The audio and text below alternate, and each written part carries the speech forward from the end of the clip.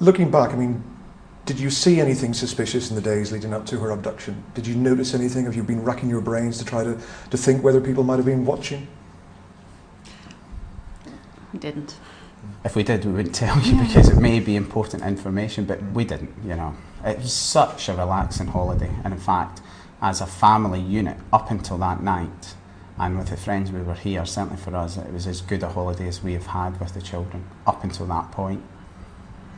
You have to keep believing that Madeleine is still going to be found alive and well. Absolutely, and we Do you ever, though, allow yourself to drift towards negative thoughts? I think in the early days we did, and I think that's inevitable. I think any parent who's been through this does that, certainly in the first few days. We don't now. We're actually a lot stronger, a lot more hopeful now. And we have to be hopeful. It's what keeps us going and keeps us focused. And what about Sean and Emily? What have you said to them about their big sister? They're really good. I mean, they're at an age really where they're still quite young, and I guess it hasn't had the same impact on them as if they were a little bit older. They do talk about Madeleine. They pick up things and say Madeleine's, you know, and that's fine, but they're really good. I think that's, you know, something that is, many people have said to us that this is a parent's worst nightmare, and it is. It truly is, and it's as bad as you can possibly imagine. But you know, if all three of the children had been taken, it could have been even worse than your worst nightmare. And we've got to be strong for them. You know, they're here. They do bring you back to earth. And we cannot, you know, grieve. One, we did grieve, of course we grieve, but ultimately we need to be in control so that we can influence and help in any way possible. Not just Sean and Emily, but the investigation. Part 1. The night Madeleine vanished, a parent's worst nightmare. On the warm evening of May 3rd, 2007, in the idyllic Algarve resort town of Praia da Luz, Portugal, 3-year-old Madeleine McCann disappeared from her family's holiday apartment, sparking an 18-year mystery that continues to haunt Europe and the world. The McCanns, a British family from Rothley, Leicestershire, had chosen the Ocean Club Resort for a relaxing holiday. That night, while Kate and Jerry dined with 7 friends at a tapas restaurant on the property, just 100 yards from their apartment, Madeleine and her younger twin siblings slept soundly inside. The adults had arranged a system of regular checks on the children. At approximately 10 p.m., Kate went to check on her children as planned, only to find an empty bed where Madeleine had been sleeping. Her heart sank as the horrifying realization set in. Her daughter was gone. The door was ajar, the shutters slightly raised. Panic set in. The McCanns immediately alerted the resort staff and police, and a frantic overnight search began. Guests, employees, and eventually hundreds of volunteers scoured the complex and surrounding areas, but there was no sign of Madeleine. Airports, border crossings, and ports were put on high alert. The days that followed saw the McCanns make tearful appeals to the public, pleading for their daughter's safe return. On the 12th of May, Kate and Jerry told reporters they could not describe the anguish and despair they were enduring. Portuguese police quickly stated that they believed Madeleine had been abducted but was still alive, likely still somewhere in Portugal. They issued a description of a man seen that night carrying what appeared to be a child, a potential lead that would become one of many dead ends. By June, a Portuguese police chief admitted that crucial forensic evidence may have been lost due to mishandling of the crime scene. The McCann's tragedy revealed uncomfortable truths, that child predators often act unnoticed, exploiting moments of vulnerability. It reminded the world that even loving and vigilant parents can have their lives shattered in an instant. And it underscored how vital it is to ensure proper training, swift response, and international cooperation in such crises. We must never forget that behind every headline is a little life, and that child exploitation is among the most vile crimes imaginable. What happened next would see suspicion, missteps, and resilience intertwine, as the McCanns vowed never to give up on their daughter. Stay vigilant in your own community. Support organizations that fight child exploitation. Share this story to help others stay aware and protect the children around them. Every voice makes a difference. Part 2, Investigation in Turmoil, a Case Mishandled. In the weeks and months after Madeleine's disappearance, what began as a hopeful, coordinated search effort quickly devolved into a chaotic and controversial investigation marked by missteps, miscommunication, and misplaced suspicion. Portuguese police initially expressed confidence that Madeleine had been abducted but was still alive somewhere in Portugal, issuing a vague description of a man seen that night carrying a child. Despite these statements, their actions told a different story. From the earliest hours, critical mistakes were made. The crime scene was not sealed properly, evidence was mishandled or ignored, and early leads were lost to disorganization. Neighbors and witnesses were not systematically questioned, and key surveillance opportunities were squandered. By June, the cracks in the investigation became undeniable. Media scrutiny intensified, and whispers about police incompetence began to circulate internationally. In an attempt to regain control of the narrative, Portuguese authorities began shifting suspicion toward the McCanns themselves. In September, Kate and Jerry were formally named arguidos, or suspects, and subjected to long, grueling interrogations. Journalists camped outside their door, publishing sensational, unfounded claims that further victimized the couple already enduring unimaginable pain. The McCanns stood their ground, proclaiming their innocence and continuing to plead for help finding their daughter. Eventually, even Portuguese prosecutors were forced to concede that there was no credible evidence to justify treating the McCanns as suspects, and the couple returned to the UK. This chapter in the case stands as a sobering lesson about the dangers of bias and haste in missing child investigations. The mishandling of evidence and the rush to accuse the very parents who reported the crime undermined the credibility of the investigation and likely cost valuable time that is critical in missing child cases. Justice for vulnerable children demands professionalism, compassion, and international collaboration. When those tasked with protecting our children fail, society must hold them accountable. The McCanns, despite being vilified by the press and abandoned by the system that was supposed to help them, refused to give up. Their resolve only strengthened, and their search for answers continued against all odds. We must demand better training for law enforcement officers on handling abductions, better resources dedicated to finding missing children, and better cultural understanding when dealing with foreign families in crisis. Every mistake made by those in power deepens the suffering of the innocent. The McCanns, though battered by suspicion and injustice, remained determined. Where would their relentless quest for the truth lead next? Support better training and accountability for law enforcement officers tasked with protecting children. Insist on justice, demand fairness, and remember, every child deserves our best efforts. Speak up and help protect the innocent. Together, we can create safer communities. Part 3, Sketches, Appeals, and a Year of Pain. The year following Madeleine's disappearance was one of unrelenting agony for her parents, marked by false hopes, dead ends, and an unwavering determination to find their daughter.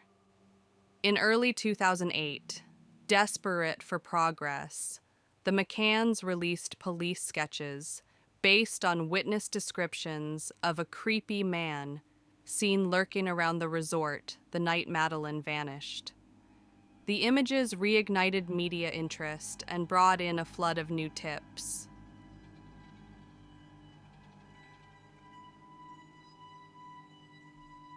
But none led to Madeleine. Portuguese police, meanwhile, flew to the UK to observe interviews with the McCann's dinner companions, trying to piece together the timeline of events. Kate and Jerry cooperated fully, despite feeling increasingly alienated by the very authorities meant to help them. On the 3rd of May 2008, exactly 1 year since their nightmare began, Kate publicly pleaded with the world to pray like mad for Madeleine. Her voice, though tired and strained, carried a message of love and resolve. The day marked a painful milestone: 365 days without their daughter. The investigation, however, was collapsing under its own weight. In July, Portuguese authorities formally shelved the case, citing a lack of progress. The McCann suspect status was lifted, but no clear path forward emerged. In those months, they endured a torrent of media scrutiny and public suspicion, illustrating how easily victims can be re-traumatized by those meant to inform and protect. Yet they pressed on, because giving up was never an option. For families of missing children, the first year is critical. Every moment counts. Every misstep costs. The McCanns' refusal to let the world forget about their daughter kept her story alive when the system failed them. Their ordeal is a stark reminder of the need to strengthen investigative procedures, improve cross-border communication, and treat grieving families with dignity. We must remember, behind each headline is a frightened child and devastated parents clinging to hope. But as the trail grew colder, would the McCanns find the strength to keep going? And would the world still listen? Share missing child alerts and keep their stories alive. Support families facing the unimaginable. Every pair of eyes looking can bring a child home. Together, we can stand against indifference. Part 4, New Images, New Frustrations. By the end of 2008 and into 2009, the McCanns continued their tireless campaign to keep Madeleine's case in the public eye. In November 2009, they released updated computer-generated images of how Madeleine might look as she grew older, reminding the world that she was still missing, still loved, and still worth searching for. These images brought renewed media attention and rekindled public empathy. But behind the headlines, the family was growing increasingly frustrated with the pace and direction of the investigation.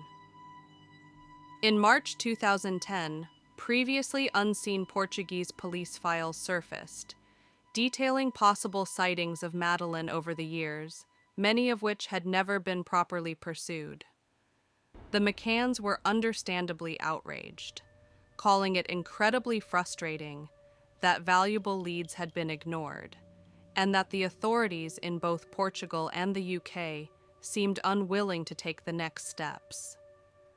The documents suggested there may have been more opportunities to recover Madeleine in the crucial months after her disappearance, opportunities now lost. That same year, Jerry McCann gave an emotional interview in which he described how the lack of action by both police forces had added to their pain. They felt abandoned not just as parents, but as victims of crime. The lack of urgency and lack of accountability in the case became a central theme of their public appeals. In November, the couple announced a publishing deal to write a book about Madeleine's disappearance, determined to tell their own story and maintain public interest. The book would later become both a personal catharsis and a public call. After years of lobbying and raising awareness through media and their book, their pleas for renewed action were finally answered. In May of that year, then Prime Minister David Cameron ordered the Metropolitan Police to review the case from scratch. This marked the beginning of a new chapter in the investigation, and a glimmer of hope for the McCanns. Detective Chief Inspector Andy Redwood was appointed to lead the effort, which would become known as Operation Grange. Over the next 2 years, his team painstakingly sifted through thousands of documents, witness statements, and pieces of evidence from both the Portuguese and British sides. They identified inconsistencies, overlooked leads, and gaps in the timeline that had been missed by the original investigation. In 2012, they released a computer-generated image of what Madeleine might look like at age 9, keeping her image fresh in the public consciousness and hoping to spark new leads. In April of that year, Detective Redwood appeared on the BBC's Panorama, explaining his team's mission. "We are seeking to bring closure to the case and give this family the answers they deserve."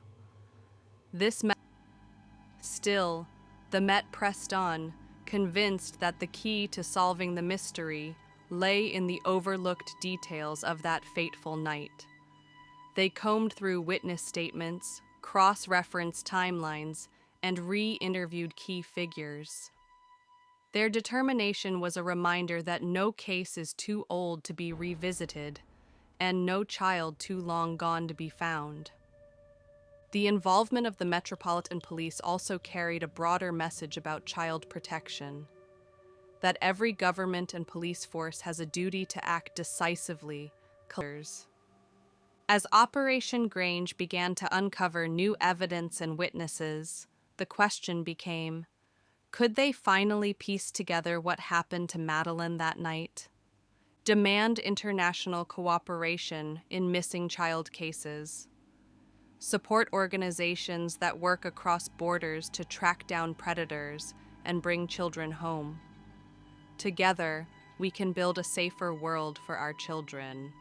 Never lose hope, because every child matters. Part 6, Persons of Interest, The Hunt Widens. By 2013, the Metropolitan Police investigation, known as Operation Grange, began to bear fruit. After months of painstaking review and re-interviewing witnesses, the team announced in May that they had identified a number of persons of interest connected to the night of Madeleine's disappearance. It was a breakthrough moment, one that gave the McCanns and the public a renewed sense of urgency. By October, the list of potential suspects had grown to 41 individuals. This was no longer a cold case gathering dust. It was an active hunt. The police strategy also shifted. In October 2013, Scotland Yard detectives worked with the BBC to broadcast a Crime Watch special featuring a dramatic reconstruction of the night Madeleine disappeared, complete with newly created EFIT images of a man seen carrying a small, blonde-haired child through the streets of Praia da Luz. The program reached millions of viewers across Europe, and the phone lines lit up with tips and possible sightings. The appeal was a masterclass in how media can galvanize a community. The McCanns were cautiously optimistic. While the identification of new suspects and witnesses did not mean Madeleine would be found overnight, it was proof that the fight to find her was far from over. This period underscored how critical it is to keep missing child cases alive in the public consciousness. The smallest detail remembered by a witness, the faintest memory triggered by a photograph or a broadcast, can change everything. but it was also a reminder of how predators exploit gaps in our vigilance. Those who harm children often blend into society, relying on our collective forgetfulness and apathy to escape justice. We cannot let that happen. Operation Grange and the McCann's tireless advocacy illustrated the power of perseverance and public pressure in forcing institutions to act. The hunt had widened, and hope remained alive. Even with fresh leads and renewed cooperation, the central question still loomed. Where was Madeleine, and would these new suspects finally lead police to the truth? Pay attention to missing detectives flew to Portugal to oversee comprehensive searches of key areas in Praia de Luz, including a large expanse of scrubland southwest of the Ocean Club Resort. For days, teams combed through the rugged terrain with specialized equipment, cadaver dogs, and ground-penetrating radar. Every patch of disturbed earth, every discarded item was carefully documented and analyzed. The McCanns waited anxiously for news, any news, that might bring them closer to finding their daughter. But as the searches concluded in June, the results were disheartening. No significant evidence was recovered, and the operation yielded no breakthroughs. Yet the effort itself was not wasted. It showed that authorities were finally treating the case with the seriousness it deserved, leaving no stone unturned in their pursuit of justice. In July, 4 suspects were formally questioned by Portuguese police.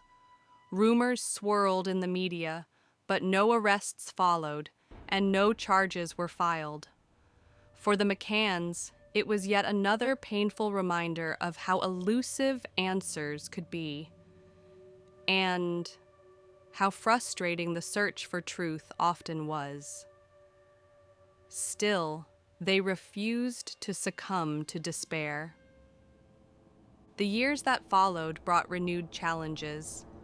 By 2015, public funding for the investigation was scrutinized, with critics questioning whether continuing the search was worth the cost.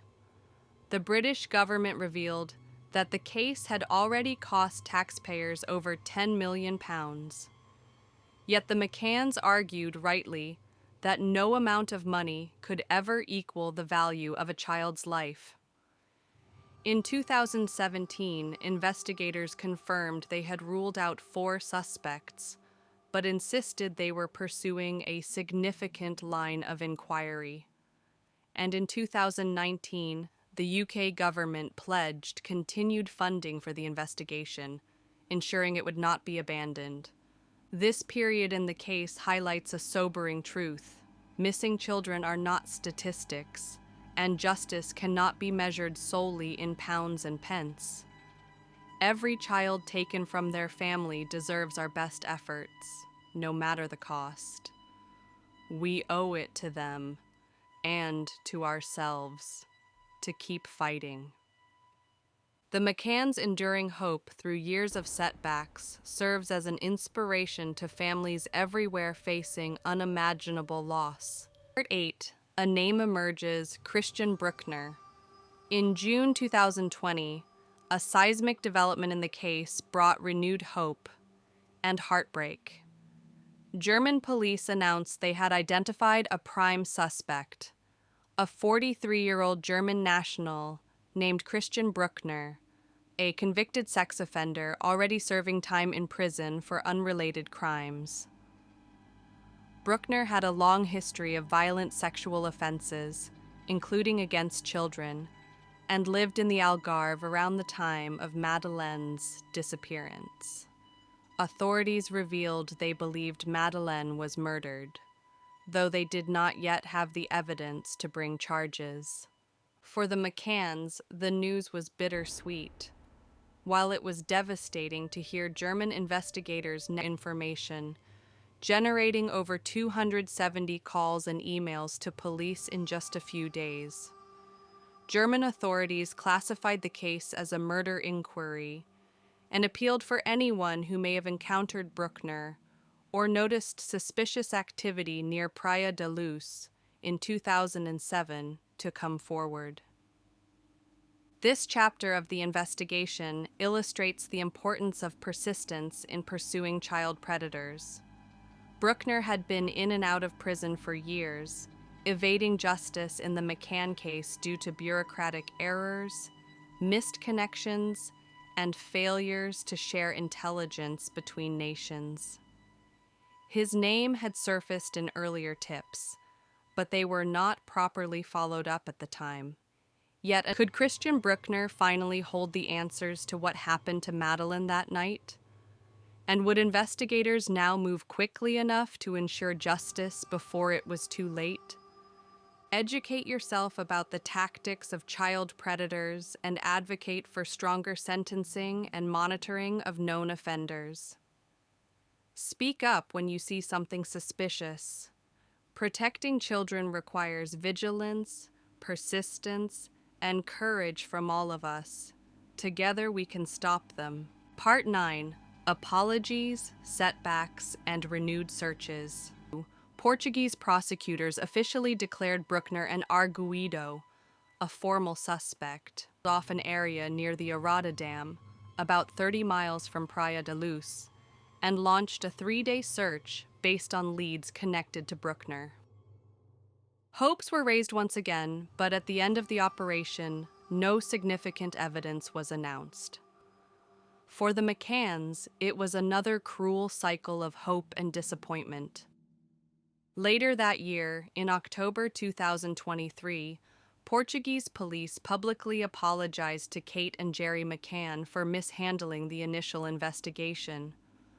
Officials admitted they had failed to give proper weight to the disappearance of a child and failed to understand the cultural and emotional plight of the McCanns as foreigners in a strange environment.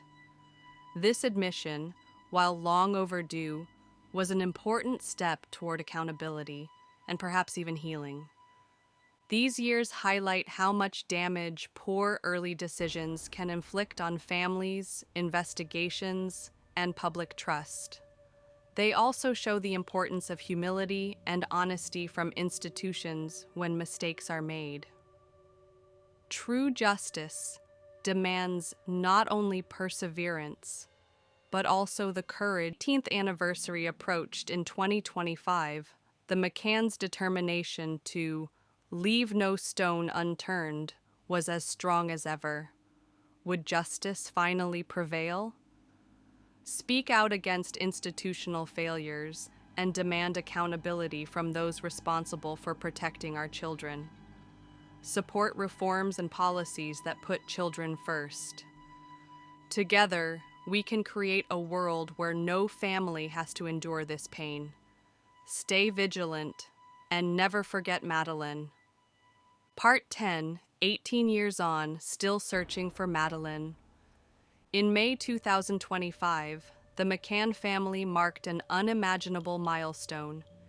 18 years since Madeleine vanished from their holiday apartment in Praia da Luz. 18 birthdays missed. 18 years of unanswered questions. In a statement released to the media, Kate and Jerry reaffirmed their unwavering determination to find out what happened to their daughter, saying their determination to leave no stone unturned is unwavering. Their words reminded the world that their pain had not dulled, and neither had their hope. That same month, it was reported that Christian Brueckner, the prime suspect in the case, would remain in prison longer than originally expected, as his appeals to overturn his current convictions had failed. His release was pushed to September 2025 or early 2026 if he failed to pay court-imposed fines.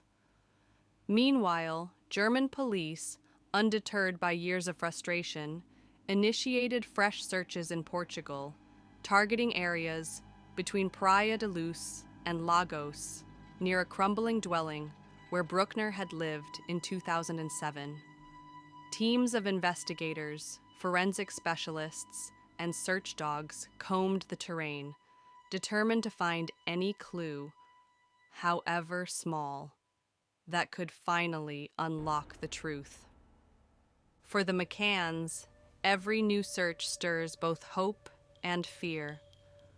Hope that they may finally learn what happened, fear of another round of disappointment and grief. Yet their resilience in the face of adversity continues to inspire millions around the world. Their story is no longer just about Madeleine. It is a rallying cry to take the plight of missing children seriously, to demand justice, and to stand up for the voiceless. 18 years on, the disappearance of Madeleine McCann remains a sobering reminder of the dangers that predators pose to children, and of how easy it is for society to look away. We must refuse to let her story be for the way the world views child safety. But there is still much to be done. We owe it to her, and to every missing child, to keep fighting. As long as questions remain, and as long as children remain vulnerable, our collective duty is clear. Keep searching, keep demanding answers, and never give up. Stay vigilant in your community, support missing children networks, demand accountability from your institutions, and keep Madeleine's memory alive. Every child deserves safety, and every family deserves answers. Share her story, because together we can make sure no child is forgotten.